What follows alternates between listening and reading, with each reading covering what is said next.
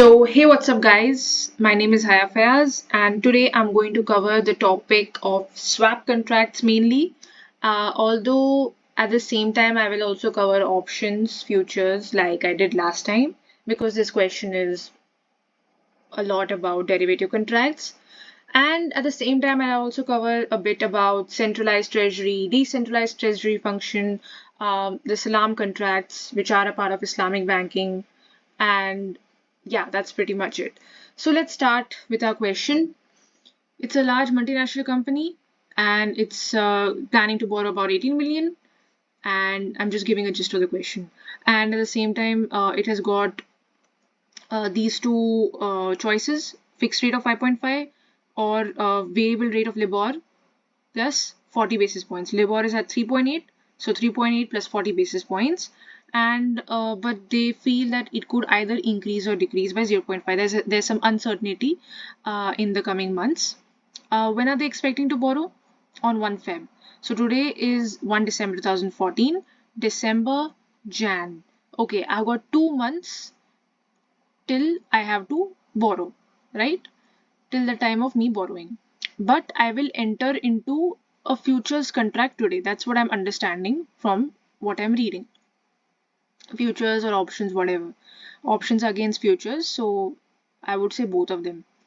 And these are my option choices. These are my swap contract information. And then something about centralized treasury department. Well and good. Let's go on. So first part of the question says recommend a hedging strategy for this. Second part says what? Discuss how a centralized treasury department may increase value for Keshi and the possible reasons for decentralizing. So both of these stuff and key differences between Salam and future contracts. Well and good. Fine, let's start with the answer.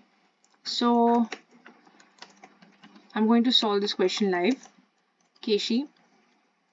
Yeah. What's the current interest rate? Or basically the current future price calculation. Let's do that first.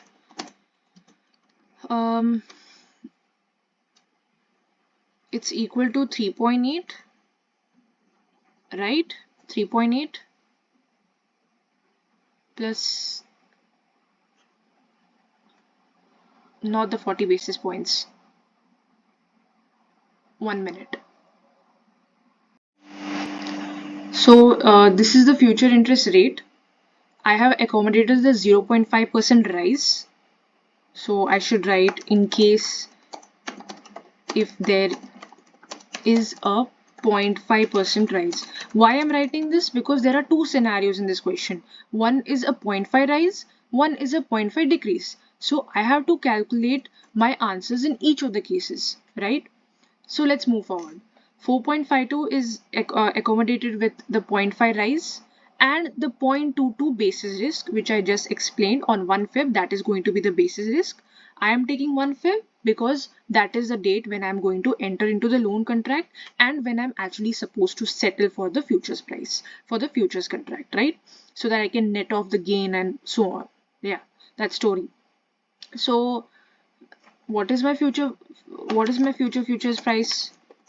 As a result, simply put 100 minus 4.52.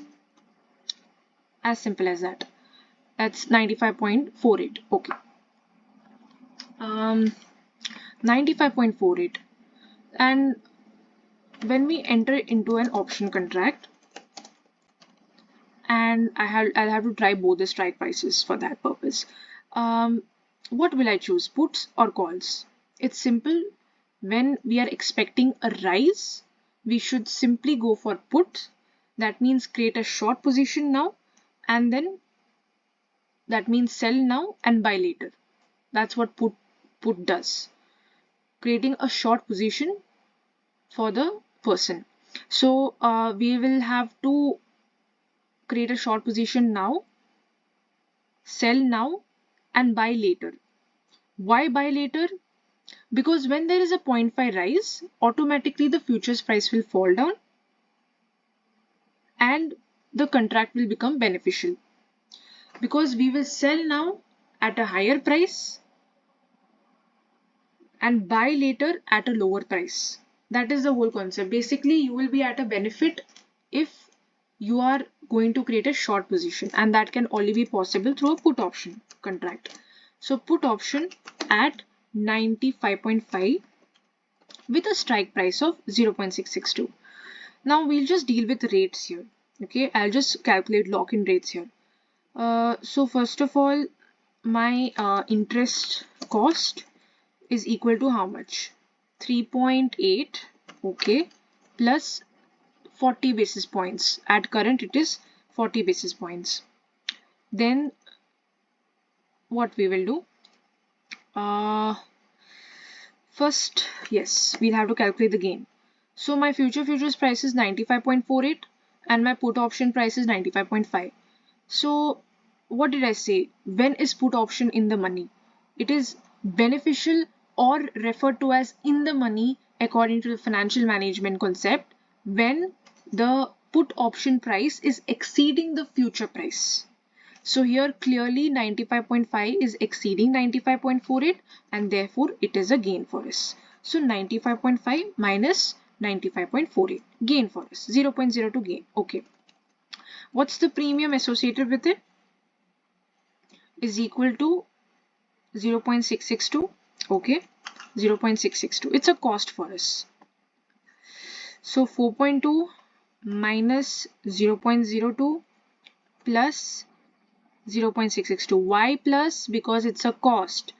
We will add costs and we will deduct the gains. It's simple logic. We will net off the gains against the cost. We want to reduce our interest cost basically. That's the whole point of the hedging. That's why I'm subtracting the gain and adding another cost to the interest cost. So how much is it? 4.842. Does it incorporate the 0.5 increase? So the answer is no, it does not incorporate the 0.5 increase. So you need to write the 0.5 increase here. The increase of 0.5%, right? So add these two, this plus this, you end up getting 5.342. This is the lock-in rate, right? As simple as that. Got my lock-in rate, all done, right? Now there are preferences. People end up calculating the entire cost, the total cost in dollars and stuff. If you want to do that, you can do that way. I got it in this simple way, 5.342. Well and good. I'll just bolden it and simple. This is the rate if there's a 0.5% rise and the put option price is 95.5. Let me make this bold too. Now next is put option price at $96. So yeah, so simple, same logic, interest cost same as this. Then the gain is equal to how much? Again, we can see why it's a gain, because 96 is exceeding 95.48. That means put option is beneficial here for us. So we will just simply subtract these two. The put option has become in the money, so it's a gain for us. And the premium that we have to pay is 0.902. So is equal, no, and the rise in interest rate is 0.5. So this minus netting of the gain plus the premium plus the rise in 0.5, price of 0.5. So it gives us 5.082. Okay. Now we understood that this is higher than this. This might be beneficial, put option price at 96, but let's further explore other options first. Let me complete this.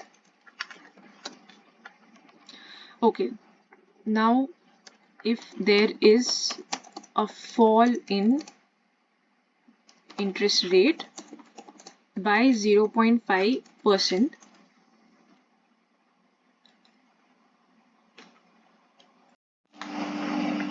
So now if there's a fall in interest rate by 0.5%, what will we do? Again, we have to explore both the options first. So put option at 95.5. Okay, so it's just put this put option at 95.5. But how much will be our future futures price? That will change accordingly. So let's calculate that first. Future futures price,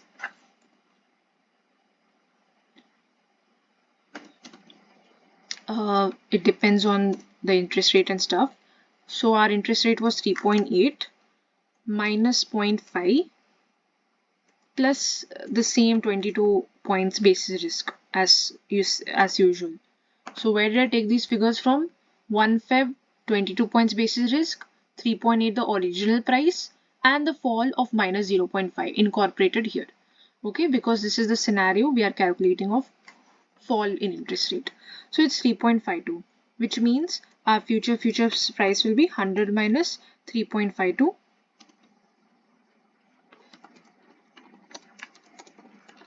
which is 96.48. What can I see? 96.48 is going beyond 95.5. So the put option which we had, or which we would have taken, would have given us a loss. So we would not exercise only. We will not exercise only. We saw that the market rates are falling. Our put option prices are not at any benefit to us. We would rather sell the contract at 96.48 than go for a smaller price of 95.5, right? So we will not exercise it only. We will just go with our futures contract and gain from that. We will not exercise this option itself. So therefore, option will go unexercised. Mention this here. Okay, and why? Please mention that too, because the put option is not in the money and would not create a benefit for the organization. Oh, my bad. For the organization who is borrowing. Hedging against a rise in interest rates, right? This is about it. Maybe I could just merge.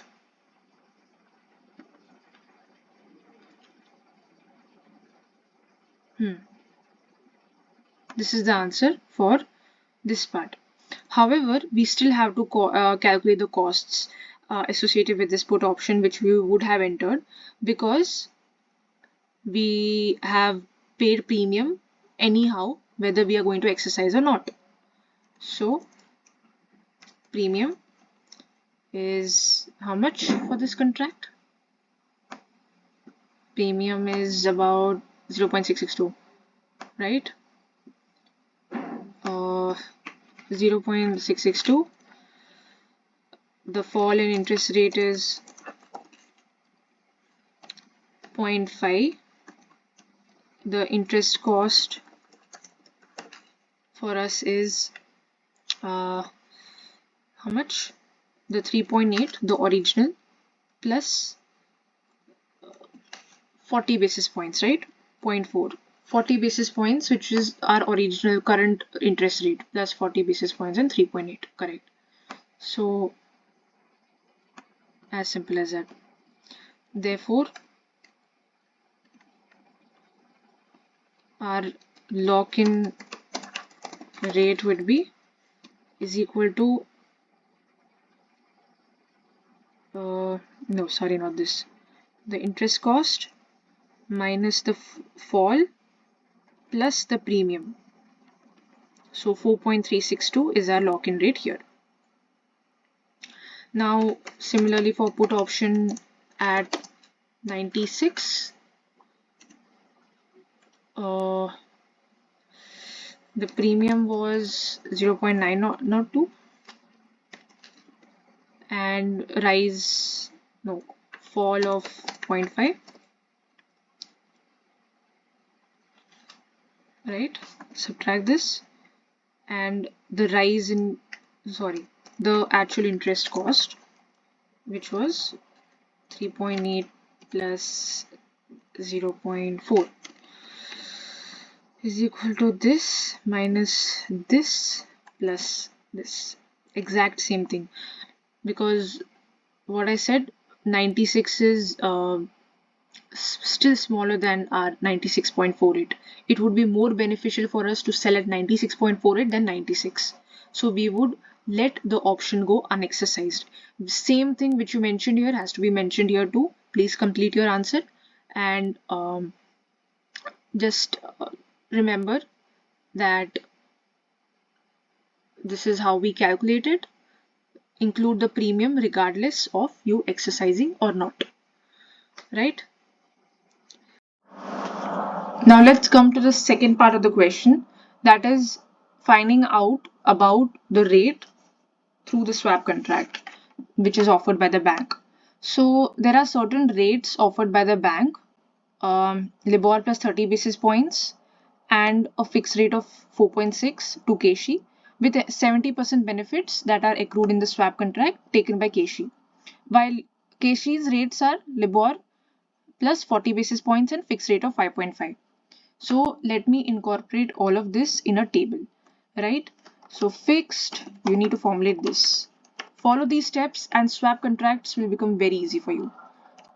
KSHE, bank, 5.5 was the rate for KSHE, LIBOR plus 0.4 for floating rate, and bank's rates were 4.6 and LIBOR plus 30 basis points. So 4.6, LIBOR plus 30 basis points. Now let's find out the net gains in each of the case. Here bank is at a benefit, they are having a lower fixed rate, okay. So 5.5 minus 4.6, and here again bank is at a benefit, they are having a lower floating rate, so 0.1. L will get cancelled out. Now, did you notice that I mentioned only bank is benefiting in both the cases and not KSHE in any of the cases?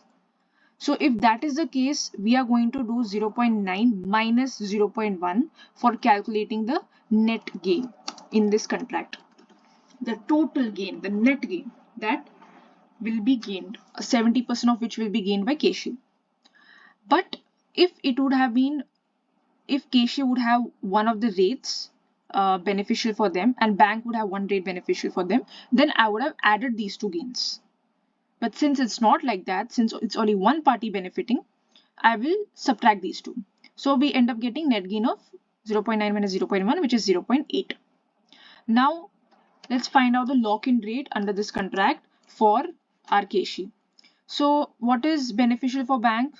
Which among these? Here I'm getting a higher gain, 4.6. So clearly bank will enter into 4.6, the fixed rate. While of course if they enter into fixed, we will have to enter into floating. It's because it's fixed for floating, it's the opposite. So minus L plus 0.4, that's the cost. And for them here also it's a cost, minus 4.6, right? The initial rates, however you would like to name it. Then bank to KSHE. So bank would end up paying this L plus 0.4 because now the exchange has taken place. So it's a receipt for them, it's positive, while here it will come negative for bank. It's entirely in a bracket. Now how much KSHE will pay to bank? Of course, if bank is paying floating, that means KSHE will pay fixed, right? Now, but you will think that KSHE will pay 4.6. No, it has to be according to the rate available to KSHE. So I will find 5.5 minus 0.7, that is 70% of the net gain. I will net off the cost available to me by the gains that I have got, so that I get a summed up rate. I get the actual rate that I will have to pay to the bank after any benefits, right? So KSHE to bank is this much. Since they are paying it, I'll have to include a negative sign here. So entirely in bracket and negative outside. Yes. While they are receiving it, so it's positive. Now net result before any bank charges are incorporated.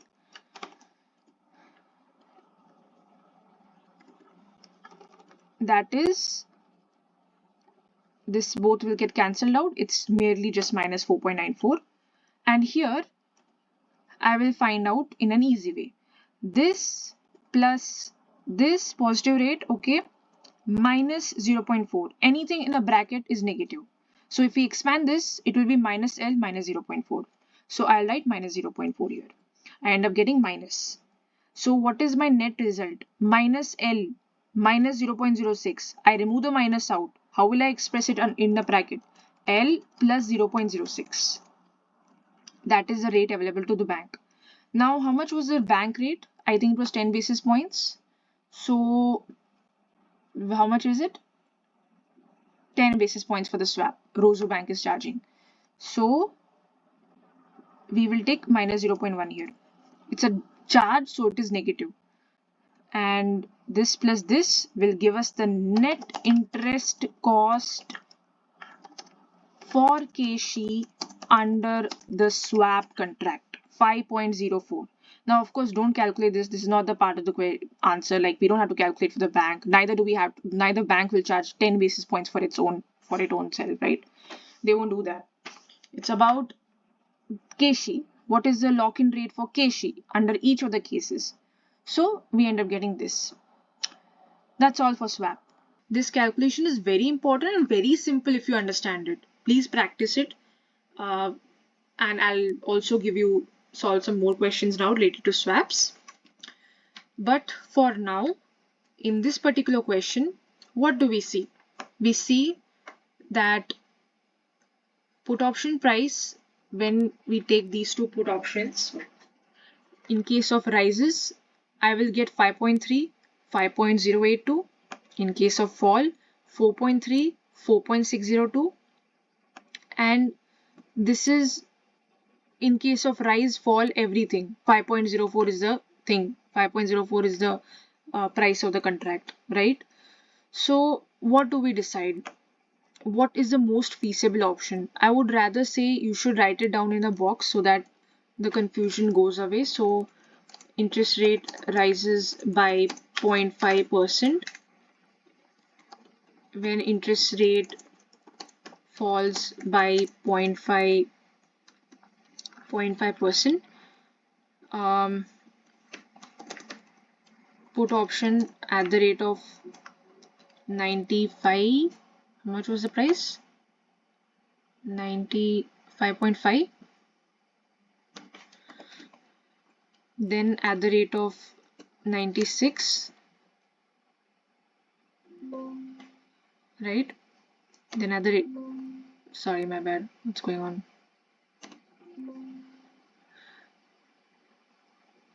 Oh, I wrote at the rate of 96.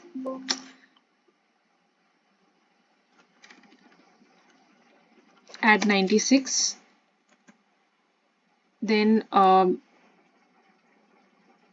what about swap? Yeah, swap contract. Just swap. So in either case, it's going to be 5.04. Oh my god, 5.04. In such scenarios, you should just change the, it's a number, so I'll just change it to a number. Yeah, and same here also, it's 5.04. 96, I'm having, when it is 96, strike price of 96, I'm having 5.082 as the when it's rising, and when it's falling, how much am I having at 96? I calculated here 4.602. Yeah, so I'm just summing up my findings by this table. It's going to simplify my answer. So 5.342 is when it is rising at strike price of 95.5, and when it is falling, it's 4.362, right? 4.362. So this is a table that you should make. where is it? Yeah. So, yes, you can see that which is the most beneficial. If you go for this seems fine, but what if the interest rate falls? You will have to pay a price of 4.3. And this, what balances how the interest rate rise and fall is balancing out according to you. You need to decide. Like if you feel that this is more reasonable package, you can justify your answer.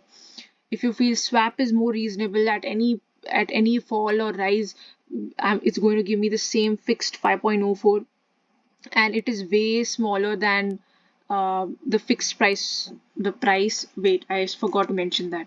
So fixed was 5.5. In every scenario it was 5.5. It is not going to rise or fall. And floating was how much? 3.8 plus 0.4 plus 0.5 and 3.8 plus 0.4, the original interest rate, minus 0.5 if there's a fall, right? So yeah, in each of these scenario, which is going to be more beneficial for me, I'll compare with this. Swap is clearly more beneficial than fixed and than any of these contracts. I mean, better than put option and at 95 and 96 for sure. So we can justify swap. We can also prefer the option price at 4.602,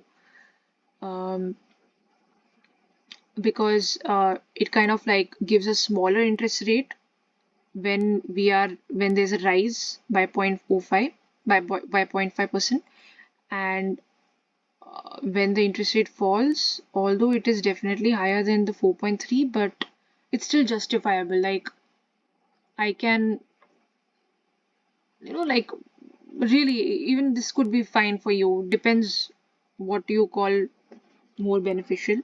But only thing is you need to logically justify your answer. And yeah, that's pretty much it.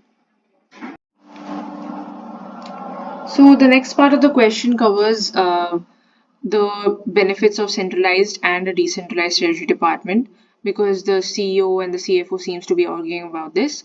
So you can just balance out, you can make a column for each of these and just talk about how a centralized department can be beneficial. Like they can pool off all the entire cash of the subsidiaries, and like net off any liabilities against each other. Like if one subsidiary needs a loan, he can get it from the other subsidiary and so on, and they can also find out the cheaper options, and get bulk rates, because when you take a loan at a bulk for the entire group of the companies, you end up getting discounts for the interest rates. So you can mention about that.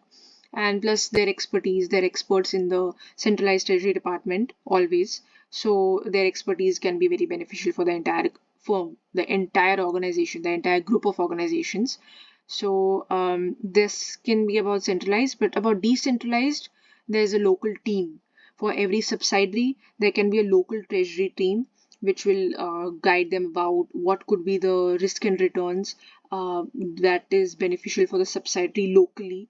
That's a regional benefit, and which salam contracts or Islamic banking finance can be good for them, beneficial for them, and they are more aware about the local rules and regulations. What would be for the company's benefit? The autonomy, they will get more autonomy, more control over their services, which is something they this that wouldn't happen if they would be under a centralized treasury department. So when of course, when a person gets control of its services, he performs better. There's more autonomy and more correct decisions made. So that's there. That freedom should be there. So this is all about the benefits of each, and you can mention like that in your own words. 6 marks. That means 3 points for each. Then differences between salam contract and Future contracts. So salam contracts, it's basically the seller and the buyer make a contract now. They do all the formalities now. The payment is also done now itself for the goods, but the delivery takes place in future. The delivery of the goods takes place in the future. So here the liability lies on the seller. That's the thing. What happens here is that buyer has done all his formalities. All the payment terms are fulfilled. Everything is done on time. Only thing is the seller has to deliver the goods. So the uncertainty and the speculation of the price, uncertainty regarding receipt of the money and the speculation of the price, all of that is deleted. All of that is gone. While in future contract, speculation is definitely addressed. We are able to lock ourselves into prices that will provide benefit to us in case if things turn out adverse, right? But there still seems to be uncertainty because things can actually not turn adverse. The interest rates, suppose if it's a loan contract, the interest rates won't actually rise. It will fall down. So, but the problem is that you have already entered into the future contract and now you're stuck in it. You have to pay a higher price through the future contract than what you would have if you wouldn't have taken a future contract in the first place, right? So this thing is uncertainty. This is what we call as uncertainty, which is not addressed in future contracts. This is something that is a drawback of it, and which is why people enter into option contracts. But option contracts have a price. They don't come for free. There's premium along with it. So option does address the concern of uncertainty and speculation, but it's costly at the same time. But the question here asks about future contracts. So uncertainty is still there, while in salam, both uncertainty and speculation is addressed. This is all about it. Now let's go to the next part of the question. Sorry, not the same question. I have taken a different company now, which addresses swaps. So, swap contracts. As I said before, that I will do a question related to it. It's CMC. It's based in Switzerland. CHF is its currency. They are borrowing a loan. I'll just cover the swap part. This question also covers about forwards and futures and options, but I'll just cover about swap. So they are taking a loan. They have got a fixed rate of 2.2, floating rate of L plus 0.4, while there is a counterparty that is having a rate of L plus 0.8 for the floating rate, and for fixed they have 3.8. The bank is the intermediary. He will help to execute the swap. The bank will help, sorry, they will help to execute the swap contract, and they will charge a fee of 20 basis points for it, and both will benefit equally from the swap. So I will show you how to calculate the rate under this contract. So first we need to create a column. CMC, this box has to be created. CMC, counterparty, gains for each, fixed, and the floating rates available for each. So as I said, fixed rate was how much? 2.2. Floating was LIBOR plus 0.4. I call the yield rate as LIBOR. You can mention it as yield, Y plus 0.4. Counterparty rate, fixed rate is 3.8. And LIBOR and the yield curve rate is L plus 0.8. So gains. Now here who is gaining? CMC, because they are having the lower cost, right? So 3.8 minus 2.2.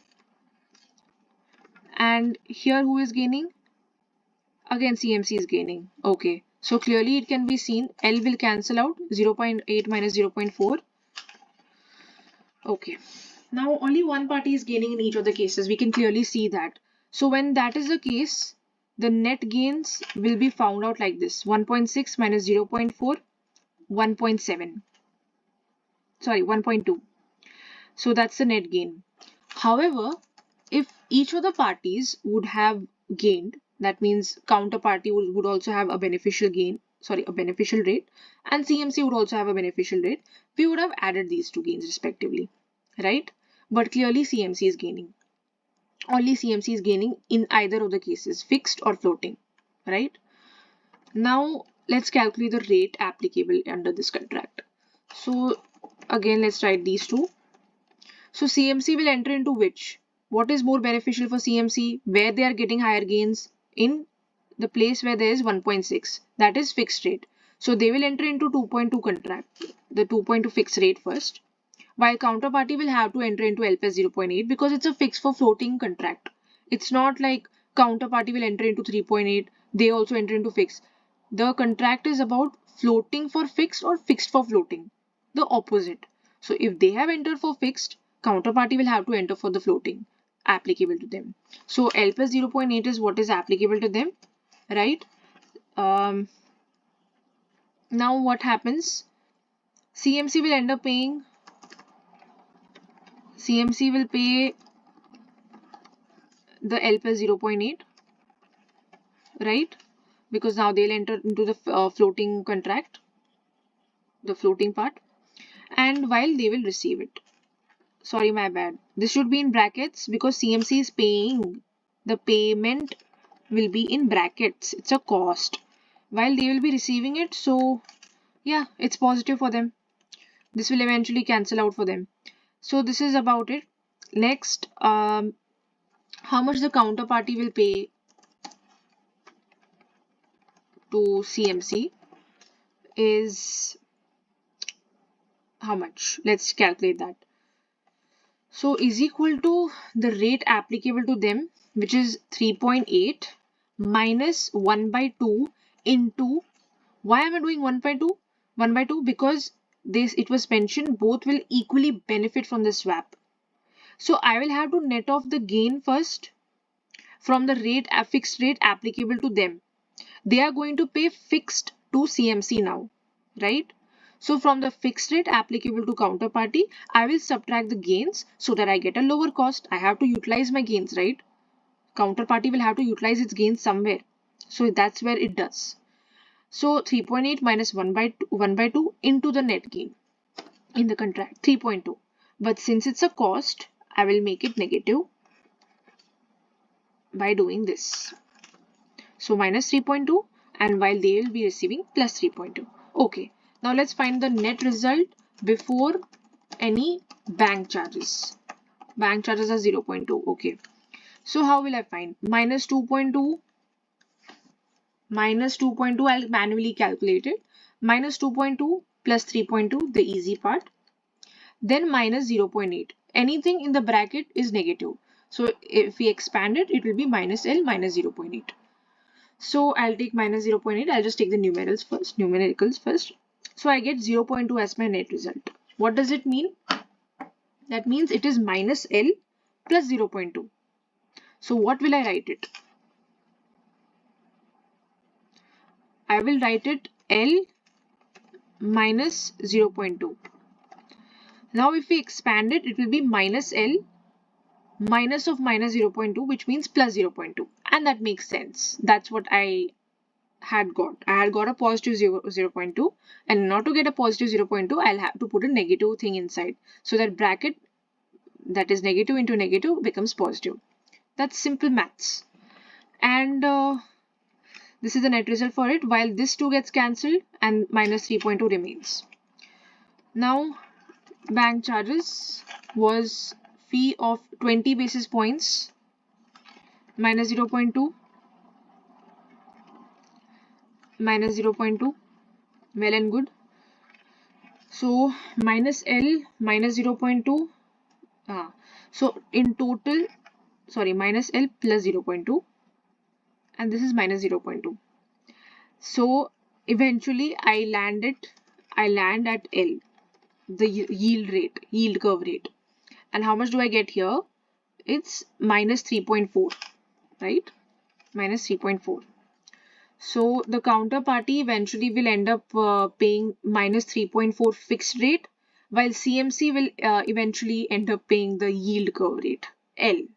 Everything gets cancelled out. Why? Because minus L plus 0.2 minus 0.2. 0.2 cancel, only L is left. That's the rate applicable under the swap contract for CMC. Right? This is what we end up getting.